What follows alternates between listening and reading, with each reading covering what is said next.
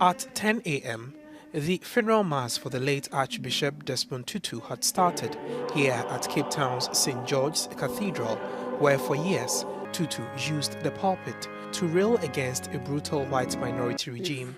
Archbishop Desmond Tutu were here, he would have said, hey, why are you looking so glum, so unhappy? He would have wanted to elicit a smile, a laughter from amongst all of us. That was the type of person that he was. I'm really delighted that government has been led in this whole process by the church. We had, after the passing of Madiba, envisaged that this moment would come. Tutu was married for over 60 years to Leah Tutu. Yet if we are to understand a global icon to be someone of great moral stature, of exceptional qualities, and of service to humanity, there can be no doubt that it refers to the man we are laying to rest today.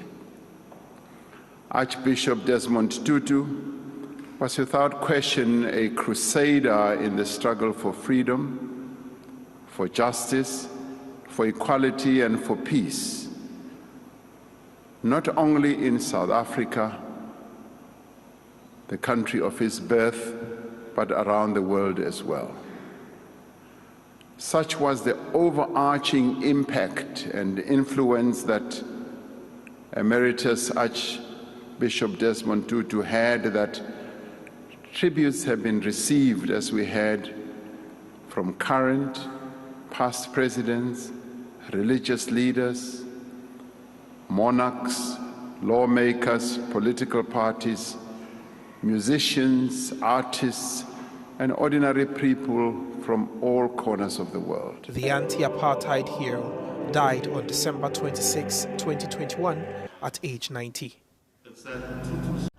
Mourners gathered in Cape Town to say their last goodbyes to Nobel Peace Prize winner Archbishop Desmond Tutu.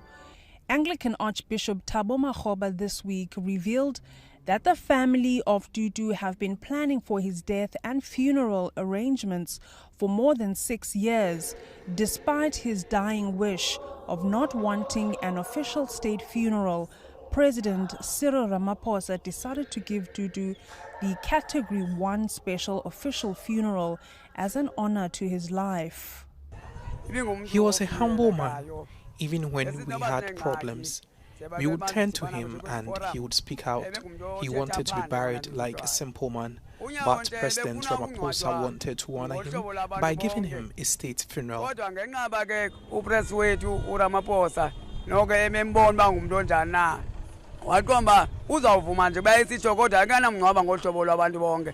In 2020, South Africa's Public Works Minister Patricia de Lille revealed that the government spent over $2 million for the state funeral of anti-apartheid fighter Winnie Madikizela Mandela in 2018.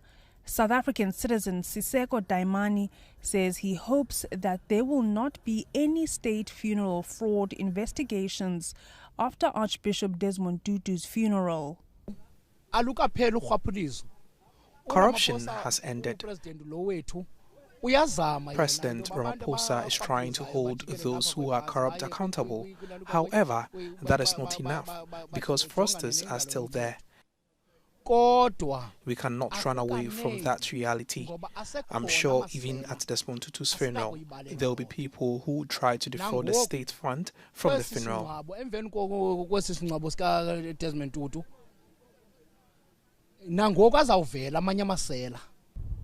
Prior to Tutu's death at the age of 90, he was diagnosed with prostate cancer at the age of 70, where he was hospitalized for various treatments. The anti-apartheid activist ashes have been interred at St. George's Cathedral in Cape Town, South Africa. Wandi Swandengendo, East London, South Africa, Africa News.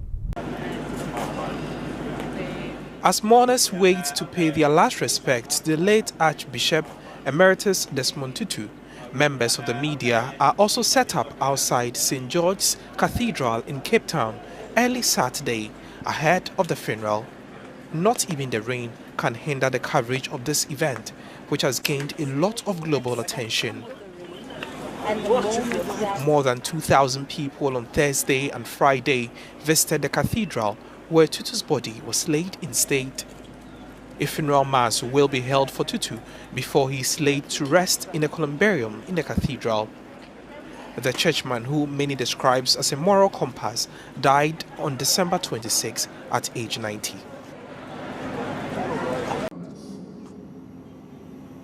A section of South Africa's residents participated in the funeral mass of the late Archbishop Emeritus Desmond Tutu virtually. A giant screen had been situated outside the funeral venue to serve this purpose. Due to COVID-19 restrictions, only 100 people, mainly family members and state officials, were allowed entry.